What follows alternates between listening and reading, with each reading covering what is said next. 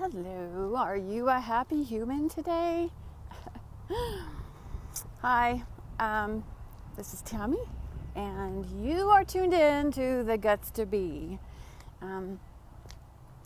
If this is the first time you're hearing of me or the show, please follow the link and check it out. The last 2 episodes, I'm just getting really specific about the guts to be. The last one was, do you have the guts to be different? Before that was the guts to be healthy.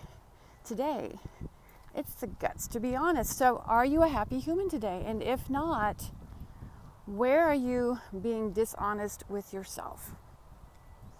Now this is interesting because the word honest means honest and honesty come from the idea of regarding with honor, to regard with honor.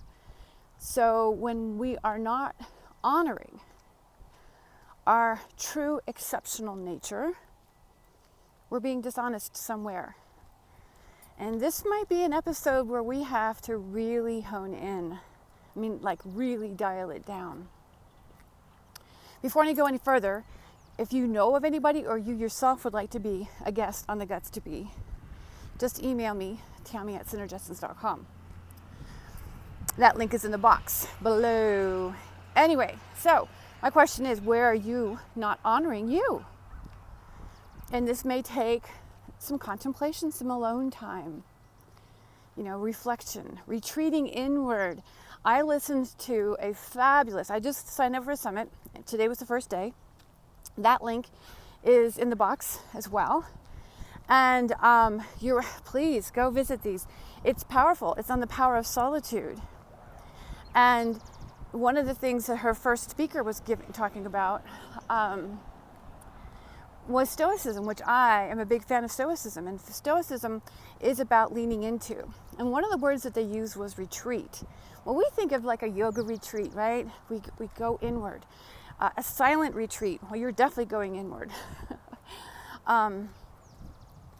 These retreats are about going inward. So when we have opportunity to be by ourselves, are we leaning into that and retreating inward to learn, not just self-reflect and certainly not to self-deprecate, but just to explore the things that we've said, the things that we've done, forgive the things that we said and did that were in alignment with love, and really begin to look at, again, it takes a lot to get into why, the reasons behind not honoring ourselves, and at the same time, looking at how we can shift that, how we can beautifully show up for ourselves, and honoring ourselves, regardless of what anybody or anything says.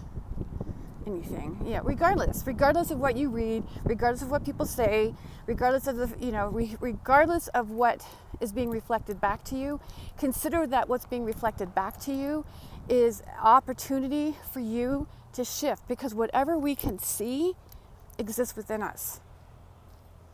That's a very difficult thing for people to accept. I know it was for me. My suspicion is that it is for you as well. If I say, here's a good example. We don't even have to go on the negative side. If you saw, you as a woman, say, we're looking at another woman, but not from an attraction, relational aspect, from just looking at her and going, wow, she's gorgeous. She's absolutely gorgeous. Well, if you can see gorgeous in her, guess what exists within you? And that's a difficult one for many, many women to accept.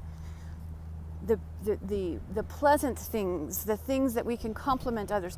Another good example is if you see somebody who's highly intelligent, and you can remark about that, and you can compliment them about that. Consider that it's in you. Take that in. That's you. If you see it, you spot it, you got it, baby. You spot it, you got it. And of course, we can always go towards the negative side. And it's probably easier for us to see the more negative things. Like, well, you know what? That person can be such a bitch. Well, consider you can too. So this is a valuable tool when we see things out there in the world, and when we find disappointment, or experience disappointment, just sitting with it, leaning into it, retreating into it, and gleaning the wisdom out of that. That's a remarkable step in being honest with yourself. Honesty, so if you think of the word dishonesty, you're thinking about a lack of honor, a lack of regard for honor. Okay? Same thing with dis-ease, a lack of ease. I'm here to tell you that a lack of honesty is at the root of all dis-ease. If you can't be honest with yourself, then you are creating dis-ease within yourself. So if you really want to reverse any sort of health condition, the place to start is where you are not being honest with yourself or about yourself. And look, I'm not speaking to you as if I'm a know-it-all, and I'm talking to you from absolute, genuine experience. And I was talking with somebody else this morning out of Berlin, and I've been saying this a lot, and it's interesting for me to show up here and say this, but if I don't say it now, I'm going to keep it a secret, keep it hidden. That's a trauma response to hide things. So where do I start with my story? I guess I can start with the reflection that what you resist persists, right? So, as a child, my family is actually Jewish immigrants, but I didn't know. I didn't know that till just a few years ago. And so I was raised as a Christian girl, taken to Sunday school. So talk about secrets and keeping things hidden, right? Well, my family was escaping religious persecution, but nevertheless, it was kept a secret from the entire family. And I don't even know, I couldn't begin to explain why, because that's something that I can celebrate and truthfully honor. However, especially having come over here for that reason. In the meantime, though, so in Sunday school, and now this actually explains what I'm about to tell you, there was something in me that knew something, I guess. Because when I was a little girl going to Sunday school, I got kicked out a lot because I used to challenge the things that they were teaching us. And they would talk about Jesus, and there was just things about Jesus that I couldn't, it just wasn't resonating. And so I resisted. I resisted Sunday school. I resisted all forms of religion. And every time people talk about Jesus throughout my growing up years and even into my adult years, I always felt like I always felt awkward. I never knew what that was. And then fast forward to 2020. Well, actually back up a minute. Fast forward to 2014, and I was introduced to a book called The Disappearance of the Universe. And I tried with all my might to read that book, and I just couldn't get into it. There was still something missing. It just wasn't resonating with me, and I just thought, well, I just wasted that money. And it was right around the same time that I was driving into the sunset one day. I mean, literally, sun right there. And I had it automatically had this thought just like come to mind. I was just like enjoying the sunset. And it was that essential oils breathe life into the cells. That's the thought. And the first thing that came to mind after that was, well, of course I'm going to think that, because I've been advocating for them for, by that point, almost 25 years. And it was hard for me to go, well, duh, other than to just say, duh, of course they are. But I couldn't explain how. That was the big thing. I couldn't explain how. So I just kept going. Hello. Those other ones in the shade? Oh, he's okay? Okay. Oh, good. Okay. I just wanted to, I know I saw a coyote out here the other day. Did you? Yes, ma'am. I haven't seen it yet. And was he somewhere along here? Came right across this way, right in front of me. Yeah. Mm-hmm. I know.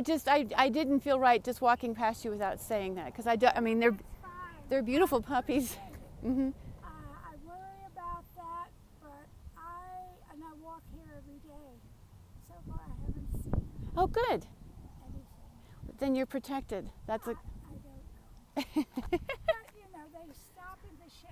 I don't blame them. I go a little further. I turn around and That's beautiful. they catch up with me. It's called synchronized walking. Synchronize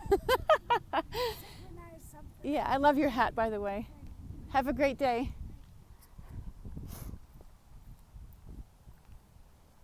Okay. Hi, babies.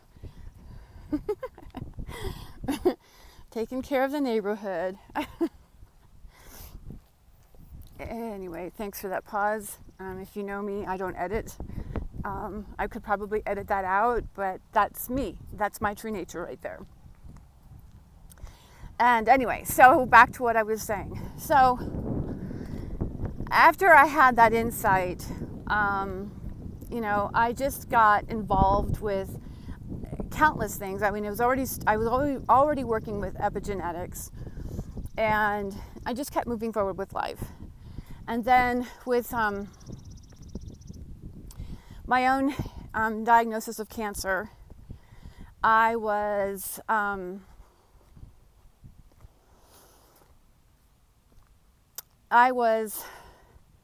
thrown back. Felt like I took a step backwards, because how could this possibly happen, right? This is where I really developed the concept that we're being misled with a lot of poor information. And I don't necessarily want to believe that it's malicious, but it's just like I was talking in the Revolutionary Aromatherapy community this morning. We were talking about oil pulling, meaning like swishing coconut oil. And somebody wanted to know why. And I like coconut oil, just to share with you here. I like coconut oil because it's very high in lauric acid, and the combination of fatty acids actually support the balance and regulation of the microbiome, both in the mouth as well as in the gut. In the mouth, if you swish it long enough, it will get down deep into the pockets where a lot of anaerobic bacteria live, and it will actually, neutralize those. You spit it out. You have the bacteria cling to it, and you can actually expectorate the bacteria. If you eat coconut oil raw, you benefit the gut biome. So, for the very same reasons. And it helps the body actually flush out the bad bacteria, if you will. I don't like the word to use the word bad. But the point is that this is the same premise of mouthwash. Okay? But an antibacterial mouthwash actually is killing bacteria, and it doesn't distinguish between good or bad. Okay? So it's actually destroying the oral microbiome, which in turn now it creates an imbalance in the gut microbiome.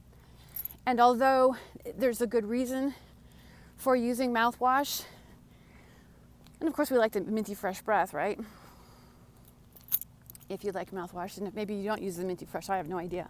But the point is that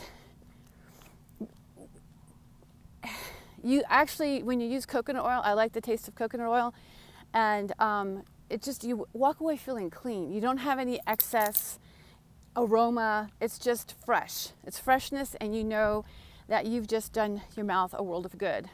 And again, I understand the purpose for developing these mouthwashes, but the truth is that the microbiome systemically is being disturbed. A lot to do because we're not honoring the body.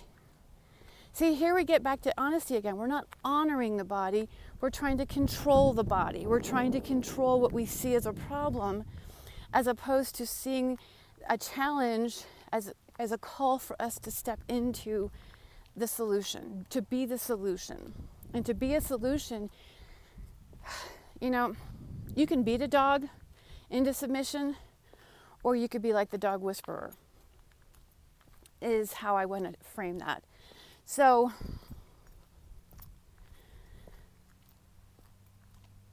but again, the whole point of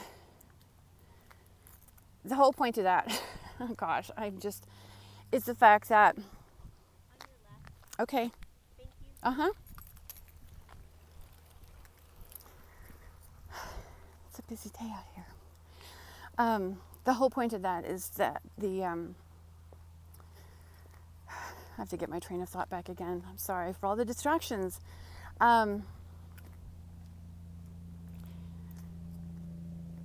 That to use essential oils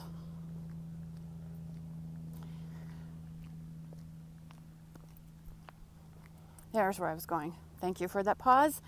At any rate, so like I said, with my diagnosis of cancer and arthritis, it threw me for a loop, because here I'd been listening to all the information. Here I was buying into the commercial products, right?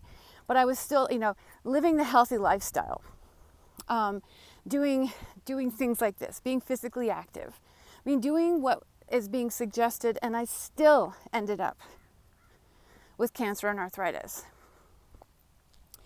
So it led me down another trail, which is, if that's not, clearly just using the tactics, it's not enough.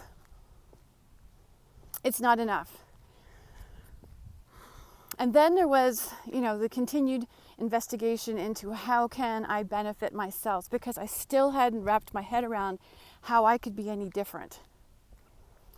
And that's been the last year and a half. That's been the journey of the last year and a half, of how can I be different.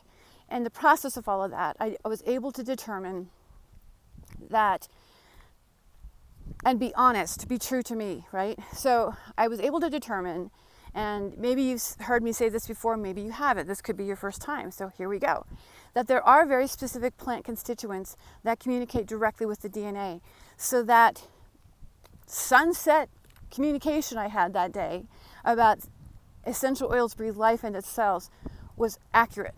I didn't know where it came from. I had no proof of it.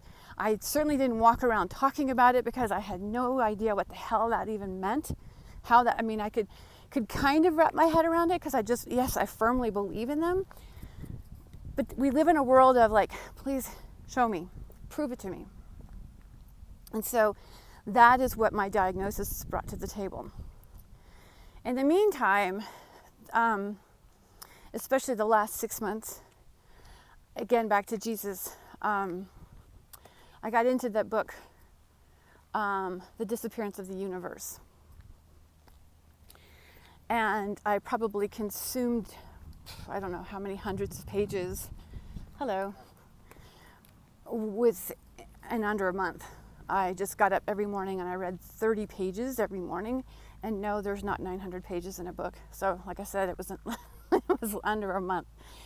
But it's a big book. And in that book, it talks about, it's based on A Course in Miracles, which I've never read or done. And, but the whole idea was, I took it with a grain of salt, because there were certain aspects to it that didn't really resonate with me, but they talked heavily about Jesus, heavily. And so one of the things I began doing was every morning before I get up, I talk to Jesus. Now, it might be somebody different for you, but I have resisted Jesus for a very, very long time. And, but oddly enough, when I started talking to Jesus every single morning and appreciating his presence in my heart and in my life, I found peace. I mean, literally peace in that moment. It was an extraordinary experience, and it carried on because I could stay tapped into that. And through it all, he is the one, those ravens are so big. They're the size of a cat, you guys. They're huge. Anyway, have a good day. You too. so like I said, I found peace, and it carried on throughout the day. And it was also where I developed my own methodology for forgiveness. Like I said, forgive you for what you've done and said and done, for the things you said and did that were out of alignment with love. And when I say that, if somebody upsets me, or I find myself upset with someone, I'll put it that way, I just say that. And I notice that there's peace that comes to it, because technically, if somebody's upset me, or I feel upset with someone, you need to be careful. When I feel upset with someone, it's because I'm not reacting with love. And so therefore, to say that particular type of prayer brings peace, and it nullifies the dis-ease. Because technically, when we get upset with someone, we're making stories up. We're making stories up. And interpretations are, I mean, let's face it, I mean, the way we are interpreting our world and our thoughts, it leads to disease. It's so funny, I'm 21 minutes into this and I had no idea what I was going to be talking about. I mean, I had an idea, I didn't think I could go this long. Granted, we had a couple of breaks.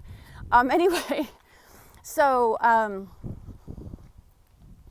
but yeah, when we are, interpretations, when we interpret our lives, and interpreting comes from thinking, right? As opposed to anchoring into our heart.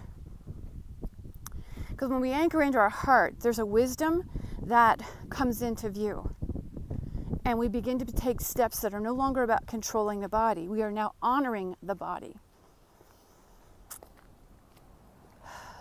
And so that's one of the things that started coming up for me, is how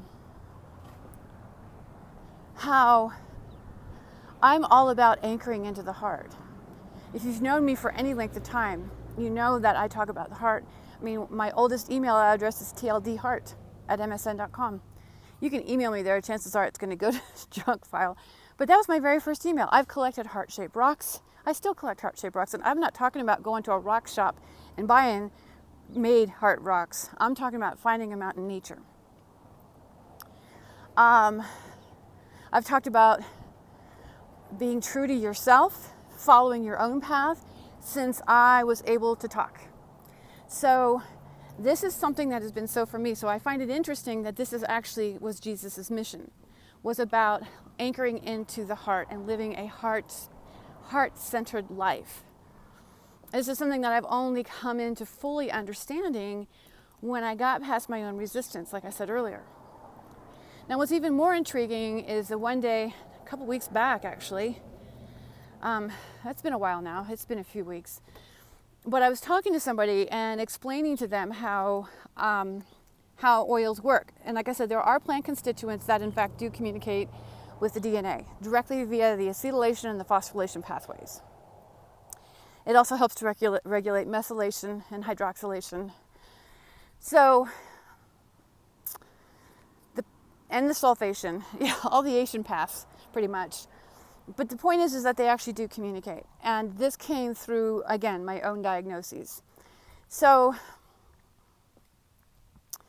for those of you who are actually watching this, I apologize for the bumpiness. I am walking in a orthopedic boot, so it does kind of make for a wobbly jaunt. But anyway, thanks for your patience. Just stop watching and just listen.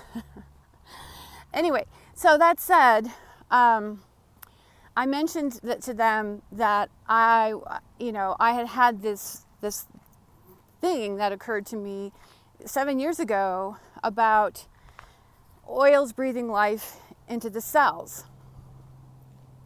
And her immediate reaction was, you need to read this book. And the book was called The Power of Mary Magdalene. Now we're back to Jesus. But I only got like, I don't know, 4 or 5 chapters in, and I was blown away by essenes, the Essene culture population, because that's what this is really talking about. And it seems that Jesus and Mary Magdalene were essenes, and really kind of reframing our understand of this population of people. I'm fascinated by the word essene because we're talking about essence, which means nature. We're talking about essential oils.